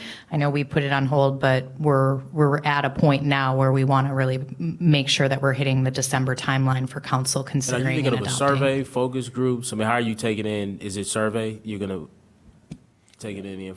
I'm just going to go back to Yeah. the slide. So the three top ones I'd say are more of the meeting people where they're at in a way. The board meetings are important, but those are the frequent voices that are already being shared. So I want to just acknowledge that piece. The community center pop-ups could end up being pop-ups in other places. The idea is that they're meeting people where they're at physically. The digital feedback is meeting people where they're at physically as well, not coming to things. Yeah, exactly. And then virtual chat, I think, recognizes that some people want to talk things through, and organizations have also been, we have relationships with and have ongoing conversations. Those are sort of the main ways. Real quick, the form. My question is, and I think you're getting that now. Yeah, maybe. But basically, like when we're at the pop-up, are we asking people to fill out a form? Are we just taking notes? Or are there kind of predetermined questions that you're asking somebody at a grocery store, at a community center? We will have it fleshed out in terms of what it looks like. It will likely be the feedback form, which you could, in sort of conversational way, because the feedback form is only going to be effective if it's pretty short, right? Which means it'll be some version of that in conversation as well. Kind of walking people through it, you're taking notes as they respond, that kind of thing. Yeah, and just having QR codes and letting them continue on their way and providing it on their own time if that's what they prefer. Like maximizing our options, I think. Okay. That was Councilmember Rogers. Yeah. That was something I was going to bring up, that obviously if we're engaging people in the grocery store, it has to be quick, short conversations. Yeah. So I think we need to have different levels for when we're meeting people. If I'm interviewing a mom who has 3 kids at the grocery store, she's not going to want to stand and talk to me for 10 minutes. Right. And so it really is prioritizing those sorts of things, having a different level that goes more in depth in some of these other areas as well. So I think that's very important. Thank you. They've got ice cream in the bag. Yep, all of that. All right, seeing no additional matters before us, we are adjourned. We'll see you. We got one other thing? Oh, I didn't see that. I'm sorry. A staff update, sorry. That's okay. It's somewhat good news, so I wanted to end on a nice note. So the House Subcommittee of Transportation, Housing and Urban Development and other related agency met last night to go through their proposed measure as a follow-up of the HR 1 bill that was voted over July 4th. And voted on their measure, and the initial information we're getting from this is a potential for flat CDBG funding in 2026, which is a lot better than what I expected to start with. Full cut on home, and undetermined on emergency solutions grant. So far. It does include also, as a side note, a 26% cut to HUD staff potentially, which would have an impact in how programs are run. So obviously this is just the first step in appropriation. Home will be cut? Is that what you said? Yeah, cut to How much zero. is that again usually, annually? Usually the city gets about 300. Okay. So it's the first step, but it has been quite quick. They did the markup yesterday and voted it. It goes back That money again. we usually use home for shelters, rental assistance. That's ESG. Home is usually used for tenant-based rental assistance, as well as acquisition, gap financing, and any kind of acquisition and rehab projects. So as an example, the last... it depends on the year. Right now, it's about $175,000 of rental assistance, and the remainder, which is about 136 this year, was going to acquisition and essentially creation of new affordable housing. Next, obviously, there's many more steps, but as a starting point, this is encouraging, we'll say. Any other updates? Is that all? Oh, I just wanted to add. Oh, yeah, please. There's an event tomorrow, virtual. So it's the Community Development Block Grant Disaster Recovery Action Plan Draft Public Hearing. They're trying to get a lot of community input, and it's for all of Cook County. Okay.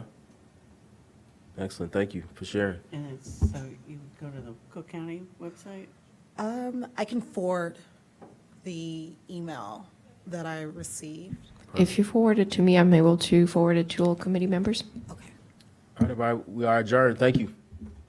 We'll see you. No meeting next month, meeting September, right? Yeah, okay. We'll see you in September. Thank you.